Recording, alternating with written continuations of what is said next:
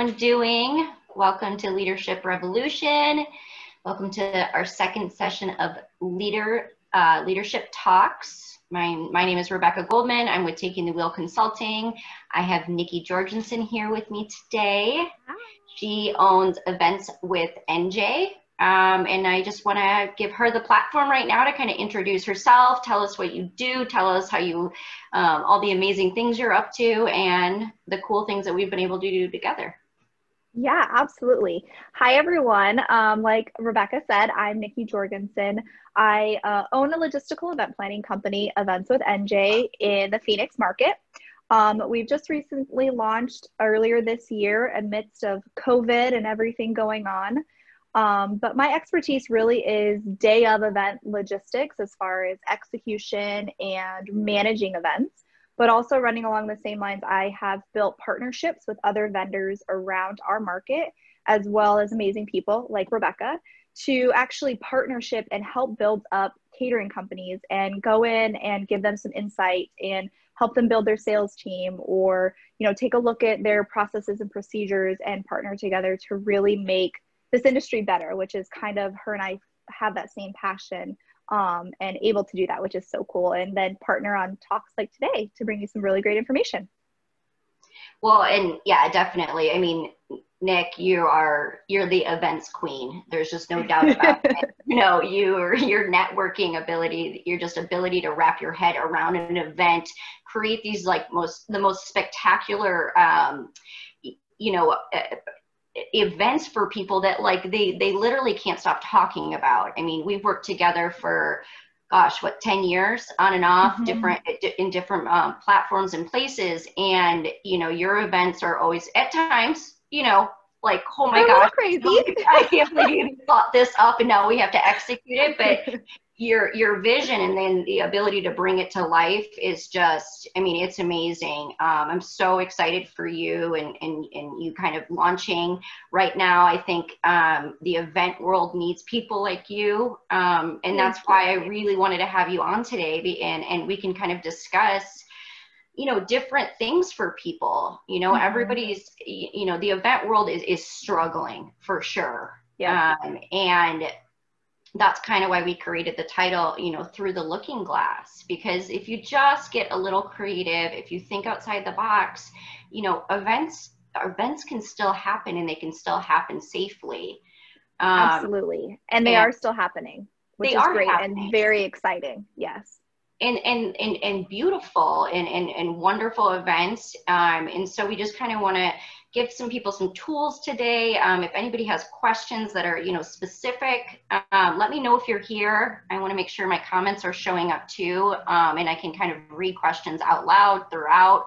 We definitely want to make this, kind of an open experience. So feel free to bring questions to the table during our, little interview here and presentation. And really kind of give people a platform to come back to for ideas and inspiration. So, absolutely. I know that we've already said it, but I'm going to ask the question, events, are they happening? Are events happening out there? What's going on? Yes. Definitely here in our Phoenix market, things are starting to pop off and happen, and events are taking place. Majority of the events personally that I'm conducting and have some of my clients are private homes, things happening in backyards. Yep. We in the state of Arizona are very fortunate that our private events, really private piece happening on a private property or in a private facility. We have some guidelines and recommendations from the CDC, but our local governing boards are really leaving it up to the experts, which is us, which is here who in this group, myself, you, Rebekah, and kind of everyone listening in, to make sure that we are taking the proper steps to keep ourselves safe, our employees safe, and then also our guests at our events, and making sure that we're putting a good product out there and putting things in place to keep them safe so we can still celebrate and gather. The biggest thing is everyone wants to have events, and why can't they just happen tomorrow? They're happening, but we just need to ensure that they're happening in the right ways and people are staying safe and not getting sick, or not also having to completely change your business to have a wedding in ways of mask wearing and sanitation and different guidelines like that I think all of us already did anyway to a certain degree, which Sure. is really great. But it's just highlighting how we did them and, you know, taking the extra steps to really ensure that everyone at that event knows that, you know, our staff goes back and washes their hands every time they you know, interact with something or put the hand sanitizer on. Yeah, and I think, you know, it's just really about, you know, being able to reassure everyone that this is doable. We're gonna have some rules that we're gonna have to follow. There's gonna be some pieces that are just a little bit different than maybe that we're used to in the past, but it's going to be okay. We are going to be able to do this safely. And at the end of the day, we just have to make sure, whether you are the person putting on the event, you're the client, that we are in kind of in agreement that we're going to do things that make us feel comfortable together. This is a true partnership, which I think kind of has brought clients and you know, event planners or catering companies kind of closer together in the process of actually planning it, because you do kind of have to get more intimate than ever. Yes, 100%. And that loops in, you know, one of my biggest things, and that I am building my brand and my company on, and I have always done this through, you know, my 10 years out here in the Phoenix market, it's all based on relationships. It's all based on your connections and networking. And if anything, COVID has taught us in this market with event planning and private chef catering and restaurants who do off-premise, you need to have your other vendors in, you know, on your side. You all need to have each other's back and looking out for each other and building and strengthening those relationships and working with really great qualified other vendors, because that's how we're all going to be successful, is everyone working together. Well, and isn't it cool? Because, like, you know, I mean, I think we've noticed it in the last, you know, probably, you know, 5-6 months, just the amazing ability to connect with people and work together with people. I mean, you and I, how many projects have we partnered on? You know, my gosh, how many other people do we know in the industry that we've had the opportunity to kind of partner up or go in with or help, you know, execute, because this person brings this to the table and that person brings that to the table. I really think that was a really good point, that like right now, the best thing that we can do to bring events back is stick together. You know what I mean? 100%. Okay, what are you struggling with? How did that event go? I know you just had, you know, kind of a crazy logistical event happening.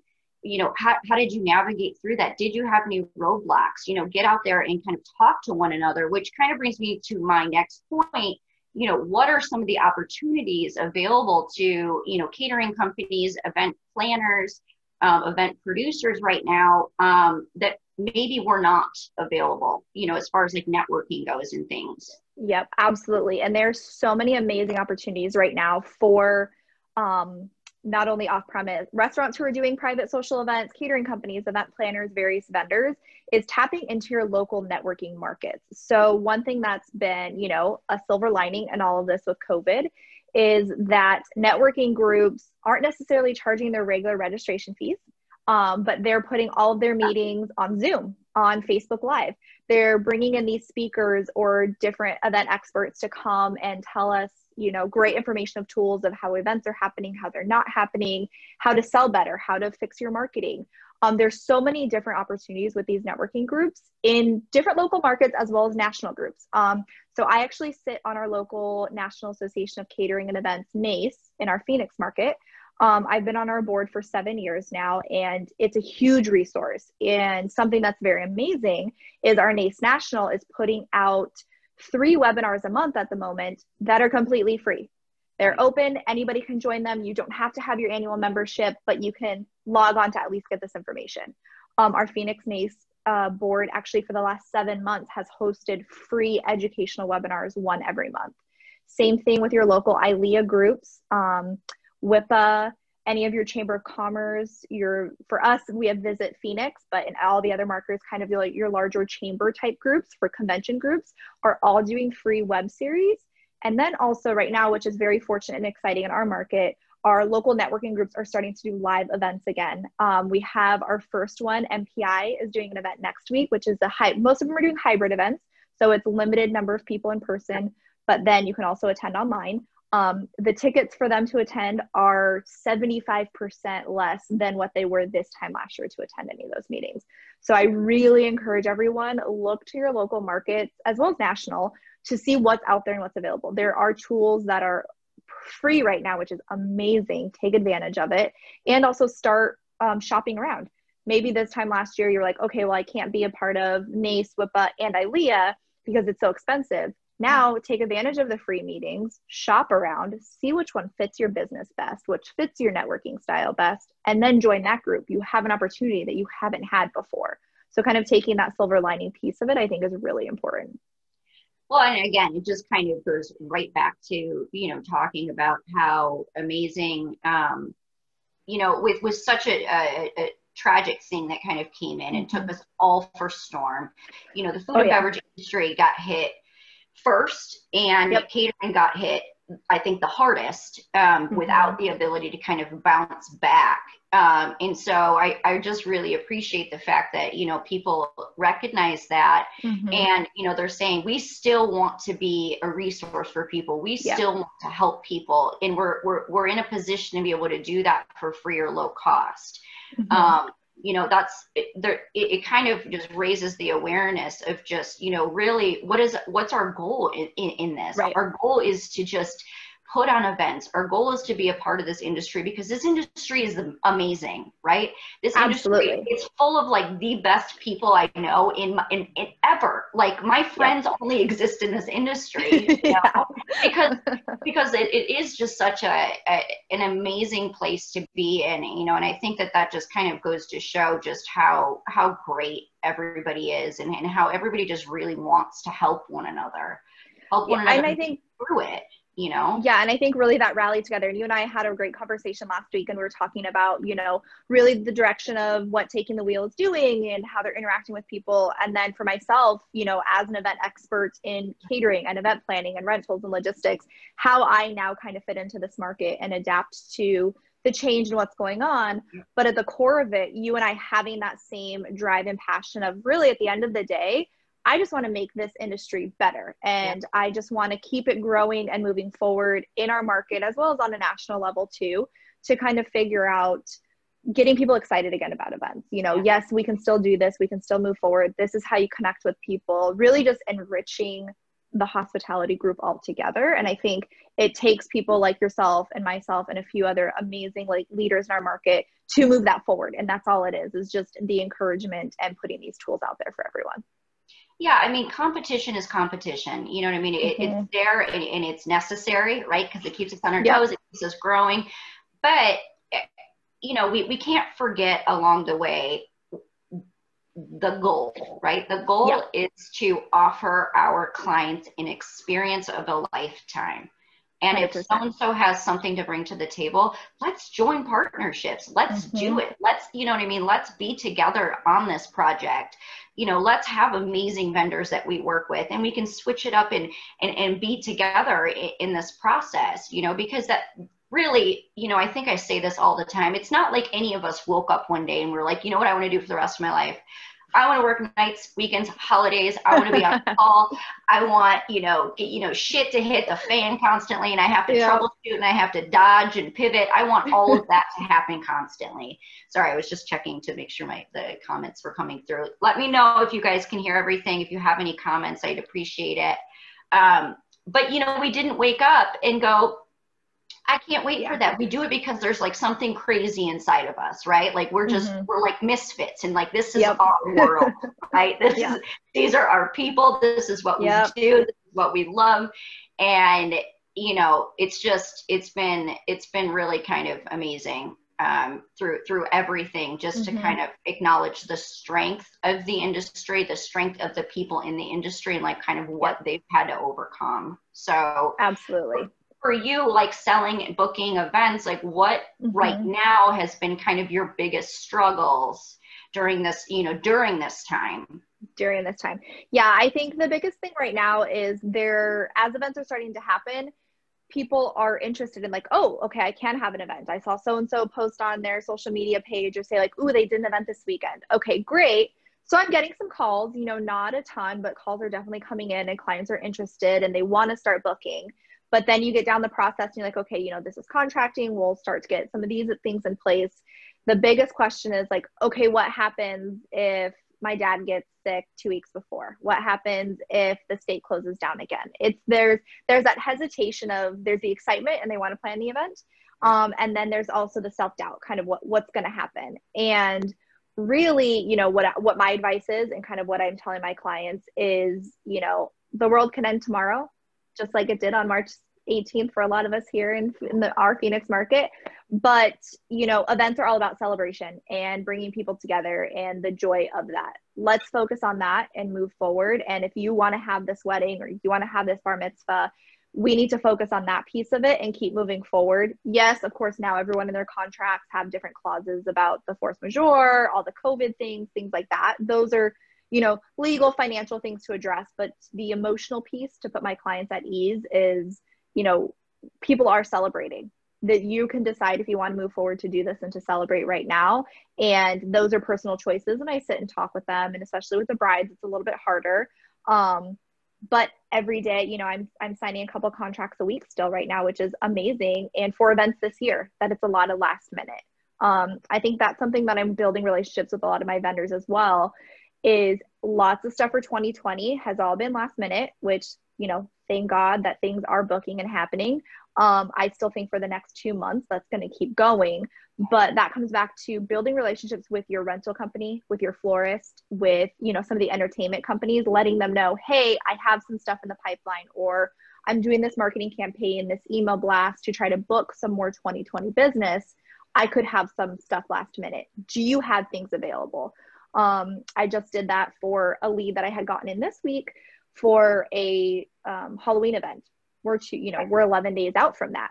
But before I bid anything to my client, I reached out to my rental companies and said, it's not booked. I just want to make sure, do you have chairs in this style available? Do you have some of these tables available? And being able to have that connection with my rental guy to just pick up the phone and call him and say, I'm working on this. That's been a huge help in moving that sales process forward. Because then I can tell the client, like, I've got these chairs, I have this design, you know, if this is really what we love, we can, you know, pull the trigger and move forward with it. Well, and I think too, you know, just kind of you being proactive in that process is making, you know, the selling process easier. You know, yes. There was a time where we used to be able to kind of really control our clients, right? You know, we would have deadlines, we would have, you know, we need a finalized menu and finalized numbers up to 2 weeks out, things like that. We have to be in a position to be flexible. 100%. And so really having, you know, that really good relationship with your rental companies, with all of your vendors, and then with staffing companies as well. There are some amazing staffing companies out there. You know, I mean, we're huge, big fans of a couple different ones that we utilize continuously in the Phoenix area that we just can't speak more highly of, you know what I mean? They've come in, they've saved the day, they have experts that are trained to be able to do these jobs. So, you know, just knowing that it's okay to be flexible, you know, there are resources out there, you know, numbers could change on a dime. It's just what's going to happen, you know, an event might start off at, you know, 80 people. And then people are like, I can't be around 80 people. I don't even, you know, and so it has to drop down. Is it outside? Is it inside? Things like that could change in a second. So being able to be flexible really, I think, starts with just having good relationships with the people 100%. You partner with, right? Yeah. I mean, that's absolutely. Yeah. It's building those relationships with those vendors and those partners, and coming back to it, you know, we're all in this to make money, things like that. But if the foundation of building that relationship with your rental company, I mean, I had this last weekend. We were 3 days out from the wedding. It was only 22 people and we lost 2 people. Then the day before, last minute, the grandma decided not to come, and the bride was, you know, devastated that she wasn't going to be there. But then at the same time, she's already paid for the food. She's already paid for, you know, custom chargers and all these different things. I was able to go to my vendors. There was about 6 different ones, and let them know, here's the situation. We're down this number of people. Is there anything that you can do for us? Most of them weren't in positions to give refunds because we were fully paid. However, the rental company was able to upgrade the bride and groom's chair that they sat in instead of the other chairs. And it was just because of relationships I've built with them, and they know that I'm going to come back to use them. The florist, you know, we ended up losing a whole table because we were only sitting 4 guests per table.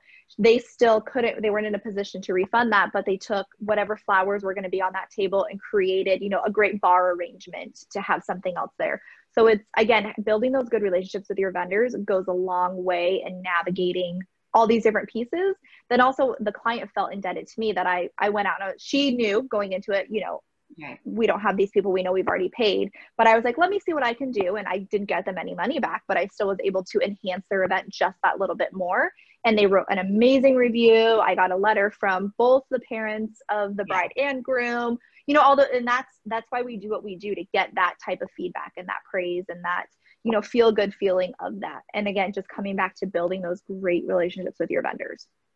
Well, and then, you know, it just kind of goes right back to, you know, what we were saying. We're doing this because we love giving people an experience. We just do, right? So let's give them the experience that they deserve right now, you know, with all these parameters and things like that. You know, it's just those little things are what are going to make people go, okay, I can throw an event. Okay, I can do this. But, you know, let's go back to just like the safety portion of everything. You know, now we have also had to become, you know, CDC experts, apparently. Right? So what kinds of things have you had to put in place that maybe other people haven't thought about? You know, is it hard to control people? What are your feelings on that? What are some of the questions you're getting, and how have you kind of, you know, handled that? Absolutely. So when a lot of this started back in June as well, and I had a few of my brides secure some services and things in June, and they're not having their dates until November. You know, from June until now, especially in our Phoenix market, what's been required, what people are allowed to do and not do has changed drastically. So even though we're planning for November, which now isn't that far away, we've had to totally rethink something. So I think that's something to take a step back as well, that slowly some bookings have been coming in for different rental companies, catering companies, at the restaurants, for planners. Make sure you're staying up to date what's allowed in your market when the event's actually going to happen. So some things are going to change. You know, when we first started, it was nothing could be buffet style, like, and there weren't necessarily rules out there with CDC or with the, like our governor saying exactly what can and can't be done, but people immediately thought like they couldn't serve anything that wasn't fully covered and had to be in its own little individual package box and, you know, hand delivered to each person at their seat. So a lot of my clients thought that, and I'm like, well, no, you know, that's one of the recommendations. It's not a guideline and it's not a rule, but there's safe ways to do it. You know, anytime you have a station, it's manned. There's a server there. There's typically now a lot of vendors are deciding to do kind of that shield or that like plexiglass in front of them. In our market, it's not necessarily required. However, my clients feel more comfortable selecting a caterer who does that. So that's something to think about. Also though, you know, things of thinking of like the extra sanitizer around. Yes, as caterers, we all regularly have our staff wash our hands and, you know, have proper sanitizing products and wipe things down. But what about that rental company that's coming in 12 hours before and they're dropping your oven or they're setting up all your tables and chairs? Those guys just spent, you know, 40 minutes driving the truck over to your property. They're utilizing pieces and touching the outside of the truck. Are you requiring them to wash their hands before they come and actually move all those rental items, come into the house, come into the backyard, come into your venue space? So I've had to kind of foresee and think about some of those things. And I have put together, I actually have a COVID-19 release for every vendor that I have come, that I hire as part of my services. So I hire third-party services to help and assist execution of events. So if that's rentals or the caterer, the florist, the band, anything like that. And that just puts your client more at ease. Also, some of the venues I've been in, they're like, oh, yeah, should I have these? Are these things I should have in place? They're not required in our market, but I think it's getting the client more at ease that these are things we're thinking about. We're putting that foresight forward to ensure that they're safe and their guests are safe. But it also goes along the same lines, you know, our venue reps, they're not the police. They're not the mask police. You can't, you can set your rules for when they come into your venue. You can do your temperature checks and have them sign a waiver saying that they're not holding the venue personally liable if they were to get ill. They're deciding to attend this event. That's something to note as well, if someone accepts an invitation to a private event, they are essentially accepting any risk that would happen at that event. And by then coming into your building, they're accepting the risk that they could be exposed to COVID, they could be exposed to the flu, they could be exposed to strep throat. There's all these different things that they could, come encounter with.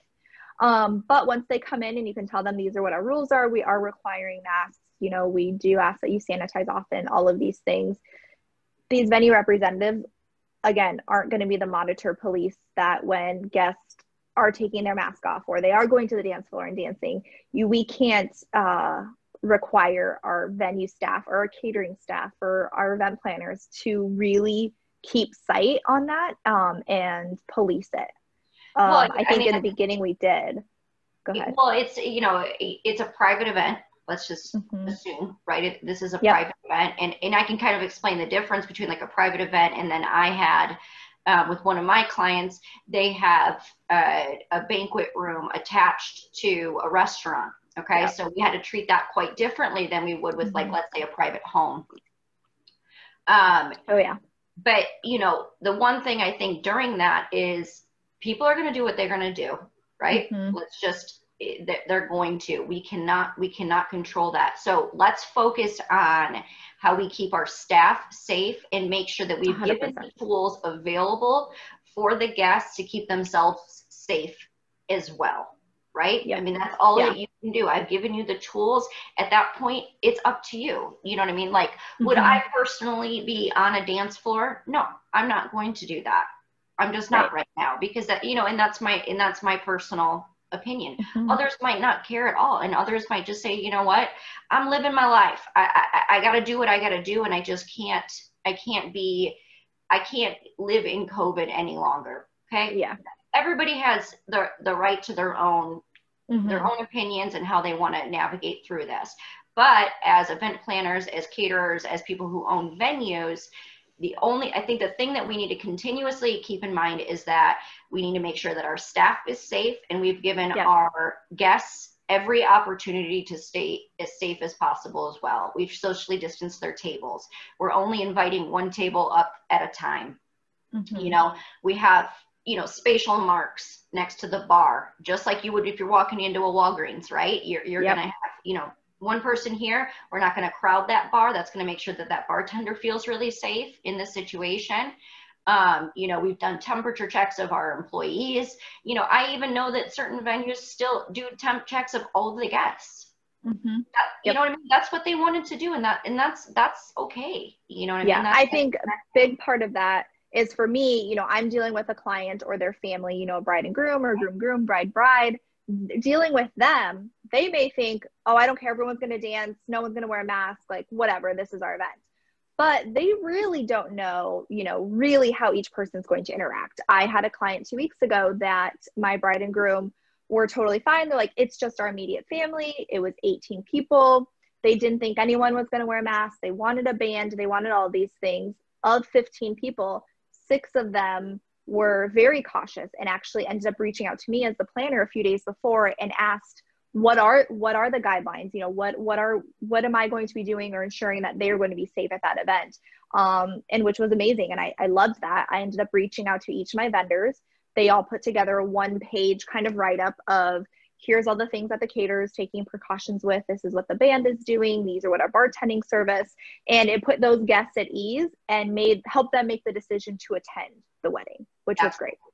Yeah, I think you're right that there's a lot of times where, we're dealing with just one person and they assume that everybody might feel the same way that they do. Maybe it's just not been,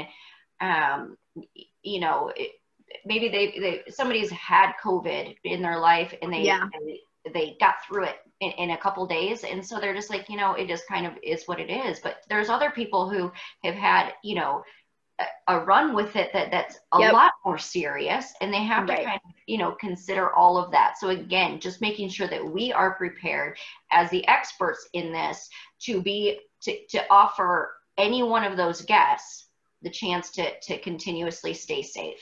And if they choose not to, they choose not to. Now, in one of my events that I just recently did, you know, in the banquet room, we required that they wore a mask when they walked up to the buffet line. Now, the buffet line is obviously manned.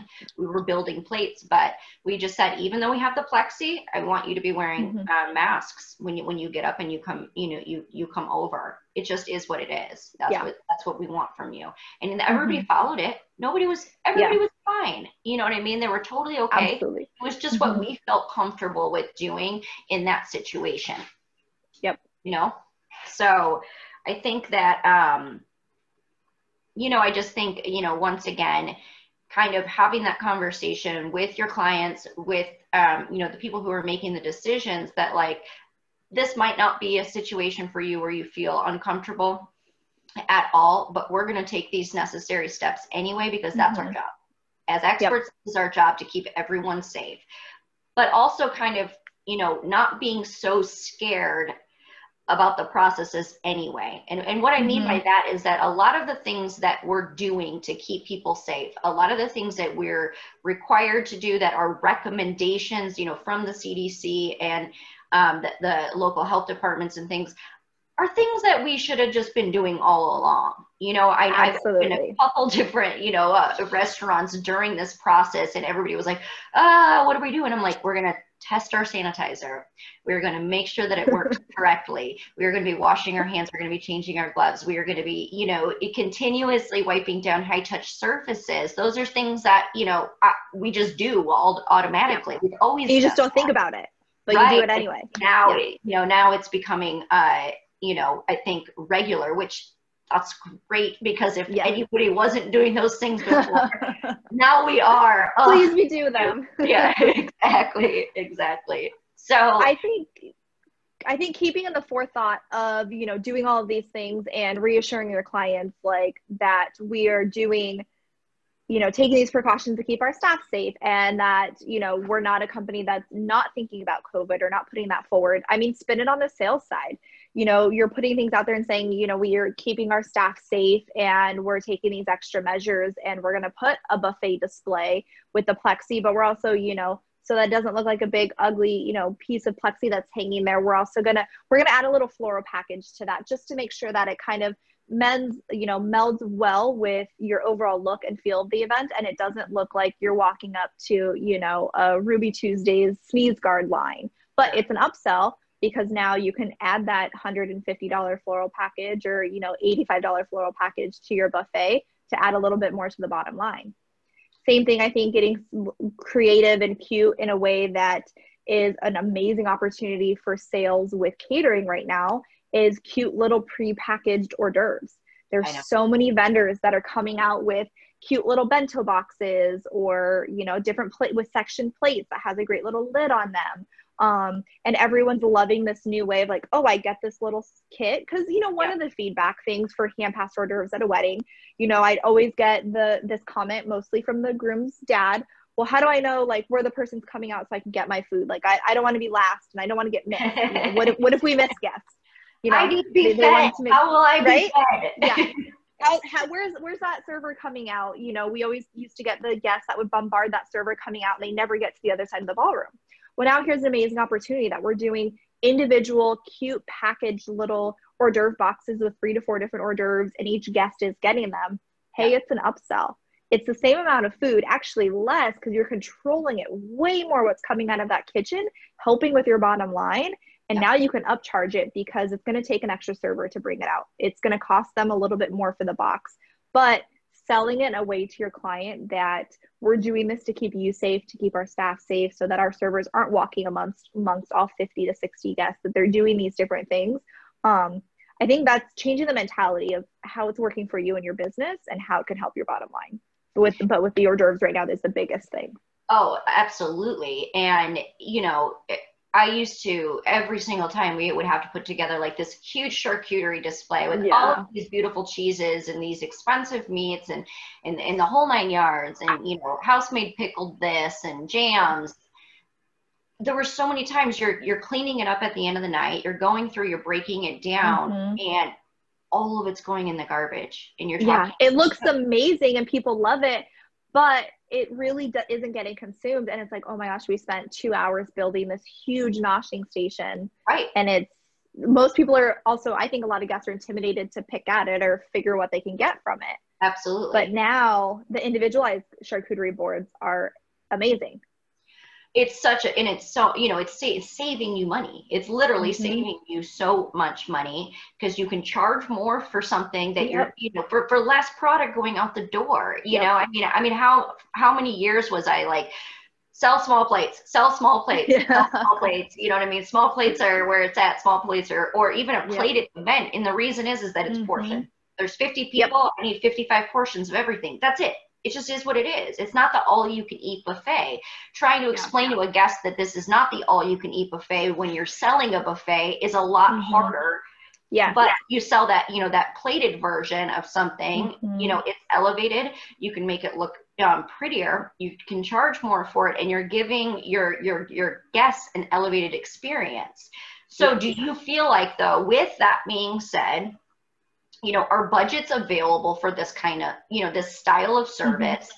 And, you know, is it available because we're limiting the amount of guests?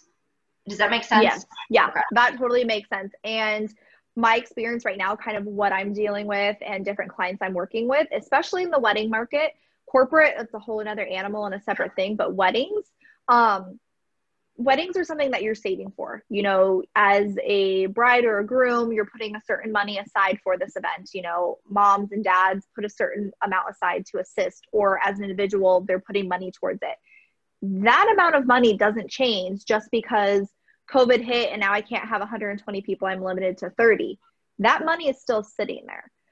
You know, maybe I think it comes into a way of a sales tactic and a sales tool of how explaining it to your client or having the conversation that they can still have these great experiences. It's going to cost them a little bit more, but how do we do that?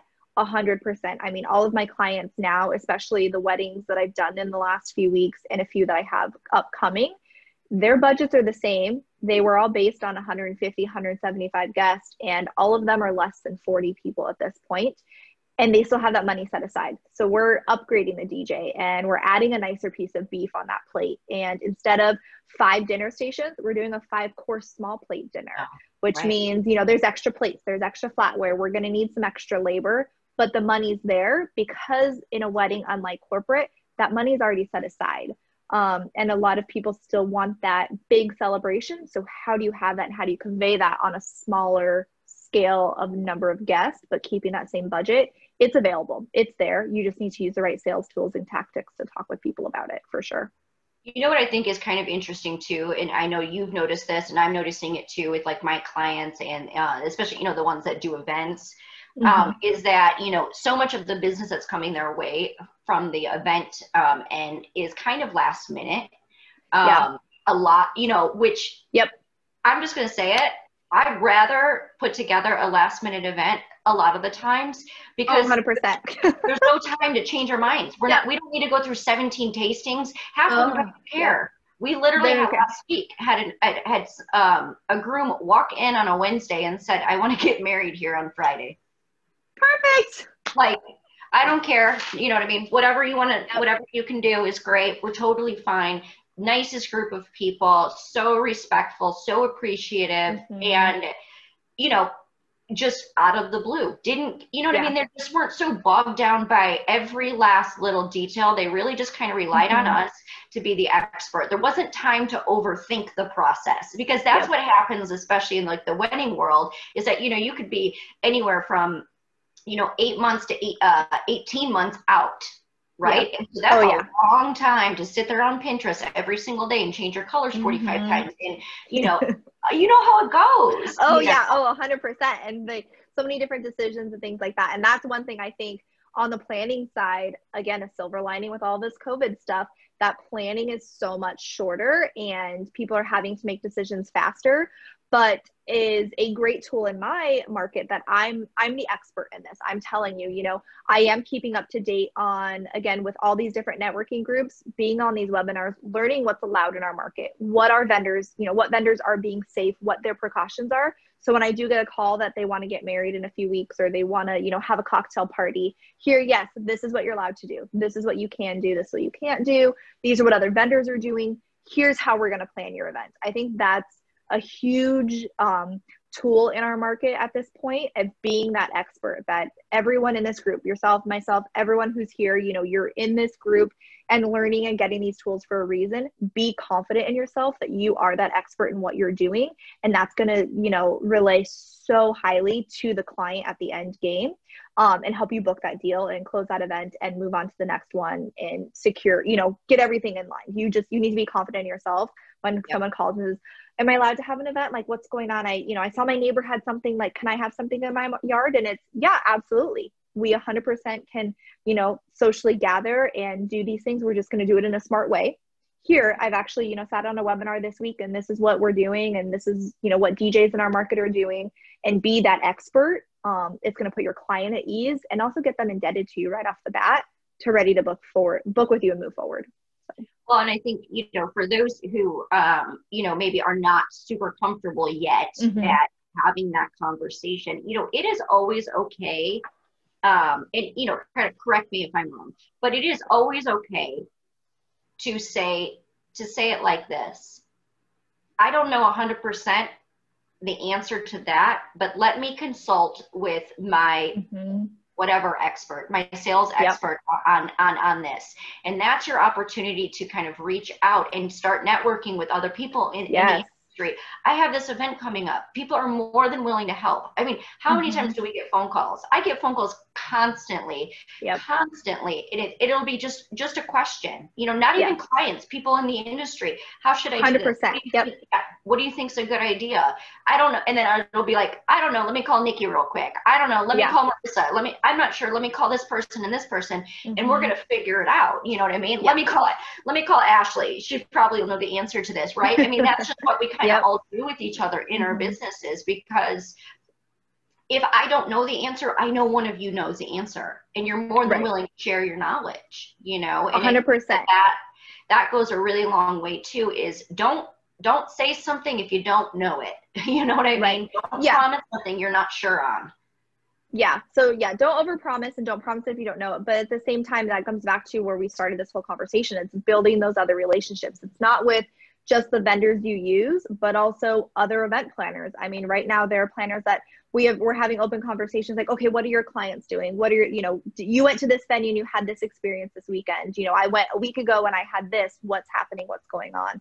I think being confident in finding out the answer is way better than saying, oh, I'm just not sure. Me as a consumer, if I had called someone and they had said that, I'd be like, okay, well, are you going to find out? Do you know, versus saying, actually, you know what, right now I'm unsure on that question, but I have a few people, let me call a couple of my vendors or a couple of, you know, my industry friends, let me talk with them and let me get back to you on that. But I'll find out the answer, you know, kind of what everyone's doing. You know, I don't necessarily come from the restaurant world. All of my experience and things like that have been in off-premise catering, but I had a call last week from one of a big restaurant group actually here in the Valley. And he had just seen something I posted on Instagram that I had done an event. And so he called and introduced himself. He's like, I don't know, you know, we've never really crossed paths before. And I knew of him, didn't really know too much about him. And he's like, you seem like you're doing events. Can I ask you a few questions? And he's like, I don't want to take up a ton of your time, but was asking about dance floors and games in a restaurant. And I said, you know, I don't know 100% about this. Here's what's happening in private events, but let me make a few phone calls and I'll get back to you. And I did. We got off the phone. I called 2 other, you know, friends in different restaurants, what they're doing, what's going on. I called him back. And then within the last 3 days, he sent me 2 wedding leads just because I took 5 minutes to answer a phone call from him, which I didn't know the answers to his questions, but I was like, you know, I don't know that. Maybe I should. Let me make a few calls. And now I've built this amazing relationship with him. Well, and I think that goes back to, like, what is the purpose of networking? You know, if your only goal when you get on that, sorry, I just want to make sure if your only goal when you get on that call is to have it benefit you, then you're doing it for the wrong reason. Yeah, you're doing it for the wrong reason. You know, I couldn't tell you how many other consultants call me who are just starting all across the, you know, United States, who maybe are just starting their businesses, or they want to ask questions about how it's been to consult in the Phoenix area. You know, what kinds of things have you had to offer your clients? And I've always just gotten on the phone, and you want to know why? For me, the more of us that are out there, the more people like me that are out there helping this industry, the better. This industry was struggling way before COVID came in. It was Yeah. taking over a lot of people's lives. It required, more of you than you even had to give a lot of the times. And there are times where you get so lost in it that you wake up one day and you're like, how did I get here? Yeah. So this What's industry happening? needed help. It needed help, right? Yep. And so, that just goes back to let's really make sure that when we bring these events back, that we really are working together. We really are trying to network. Like, it's just so important. And then in the same sentence, like you were saying, a guy that I think he's in Chicago, consulting in Chicago, said, hey, I got a lead. I can't do, I'm not in a position to travel, send them my way. Do you know what I'm saying? Because he's like, I want them. Because you've established that openness already. Exactly. Yeah. I wasn't looking for anything. I just was trying to help a feather consultant out, and be there for one another. Yeah. So, well, for you, overall, would you say that your clients are, they're easy to work with right now? How's the overall experience going? And how do you feel like they're kind of handling all of this? I would say, since clients coming on from June until now, big difference. Clients now, they just want to gather. They want to get together. They want to see their friends. They want to, have a celebration, but they want to do it in a safe way. So I have clients that are very excited to plan events and bring people together. And then on the other hand, I have clients who we've rescheduled their event 3 times and they're still just uneasy and not sure what to do. I think right now, with not getting into politics or anything, but with everything going on kind of politically in our world at the moment, what's the right thing? What's going to be perceived? How's the public going to view what I'm doing? That also is coming into play why I feel like there's so many more private events in smaller private facilities along with people's backyards, because it's their own personal space and it's not being publicized. I mean, it's not on Instagram stories. They're not putting it out on Facebook. Right. Events are happening. They're just happening quietly. And I have a lot of clients that are asking that of myself and vendors, that they're asking for all of the vendors to please don't post about this for a certain number of days. And that's something I've actually had to add to my contract as a planner, is asking of the vendors that I'm working with that they don't post on social media that they were at this house or at this location or having this celebration, in regards of worry that it was going to get back, that these clients were having events. I had a big wedding the weekend that we actually shut down in our market here. And only within the last 2 weeks, so that was March 22nd was the wedding. And that was the day that we actually here in our valley went under full lockdown, as well as we had curfews, a whole bunch of things went into effect.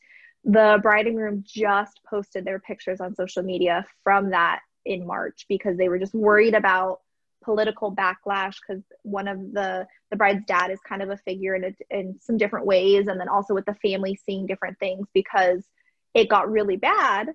And of course, then it was before masks were required. It was before, events were limited, and it was 150 people. So they got very worried on what the perception would be of themselves, as well as they both own independent businesses and, what that was going to affect. So clients are excited. People want to celebrate. They want to make sure that we're taking the proper steps for PPE and, having masks available and the dots lining up to the bar, doing all those things. I think it's really important to get a lot of that in writing.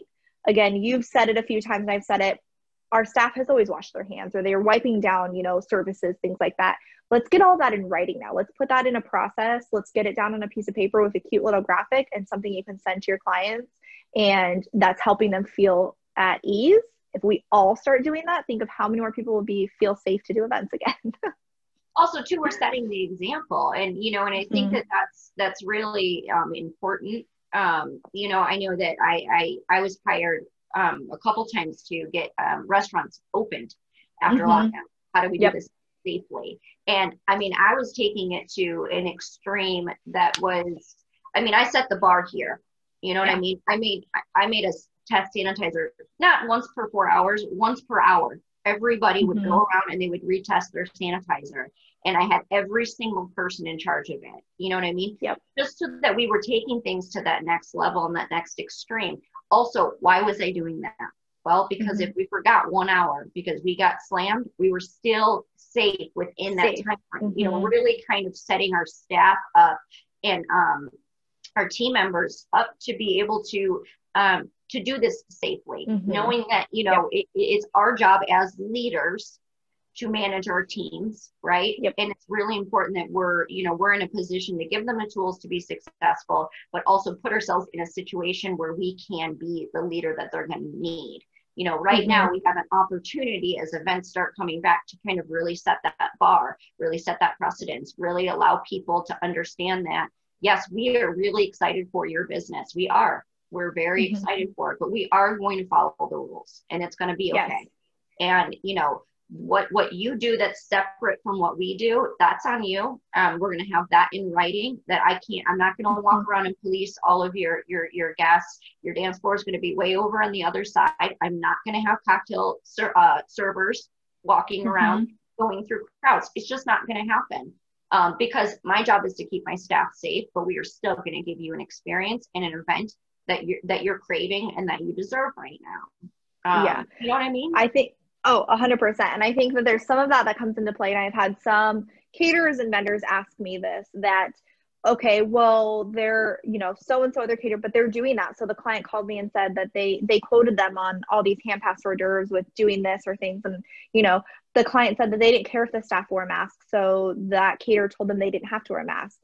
And I take it back to, and the advice that I'm giving to not only caterers, but a couple of these event planners and some of these rental companies, you need to set what your rules are going forward. And I think being a part of this group already in Facebook and taking this step and learning from the experts and becoming that expert is, don't put your staff's health or your staff at risk for anything. You need to set what your standards are and move forward with it. So, you know, one of the events that I had just this past weekend, we get on site and my staff is, you know, wearing masks and we're having gloves and we're setting all these things up and doing it.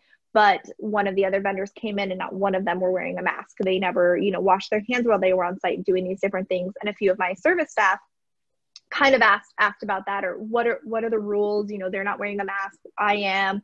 It's 106 degrees outside. What gives? And really it comes down to, you know, you're an employee of mine this day, or you're a part of my team, you're on my team here, and these are what our rules are, and this is what we're going to do, you know, to go forward. Just because the client says, you know, I don't care, I don't mind. Sure. It's a decision as a leader and as an event expert moving forward that we're taking these precautions so that events continue to happen. You know, don't think about just that one event that you, of course, want to book this event. You know, get this lead, close the deal, get the money into your business. We know every business is hurting right now, but don't do it at the cost of the future of your business or for your goals or your morals of your business. Don't put your staff at risk. It's, you know, that the money is never going to be worth it. It's just not. It's not. No. And there are so many ways that you can, you know, you can be really, really safe. So, well, this has been great. I want to open it up. Ellery commented. She said that she's asked us for so many answers and we're stronger together. We love you, Ellery. You're amazing. Yes, love you, Elle. What about questions from anybody? Anything that they kind of want to bring up, touch on? Feel free to answer them. I think, you know, there might be a little bit of a lag. So we'll wait just a second here. I'm also going to bring up my next leadership talks is going to be with Marissa Delgado. She's with AZ Homegrown Experience. We're going to be talking about accountability and management. You know, really, how do we rebuild these teams? We've all lost a lot of our team members. We're going to kind of talk to you guys about how to rebuild, restaff, and kind of build rock stars quickly, and what's worked for us in the past and what has to work for us currently in these times. So I'm really excited to have her on. That's going to be on October 27th at 2 p.m. I'm switching it to a Tuesday just because I have a big client meeting on that Wednesday. I might have to kind of be switching back and forth between Tuesdays and Wednesdays. But yeah, that'll be on October 27th. I'm really excited. I don't see any questions coming through. So hopefully we answered them all. Yes. We had all the right answers ahead of time. We had all the right answers. I'm sure as more people kind of catch up and are able to watch this later, we'll have some questions come through and we'll be able to kind of answer on them. But again, I just really appreciate you coming on today. Thank you. I so appreciate all your knowledge, and it's been so fun getting to work with you on all these different projects. I'm loving it. I'm loving the ability to be able to work with all of the ladies. So oh yeah, it's been great. This has been awesome. Thanks for having me, and super excited. And yeah, if anybody has any questions after this post, just please put them in the comments and we'll definitely jump in and answer what we can. Again, build those relationships with your vendors and make those connections. Get out there and do it. Events are happening. We are bringing them back. Yes. All right. Cheers to everyone. Bye.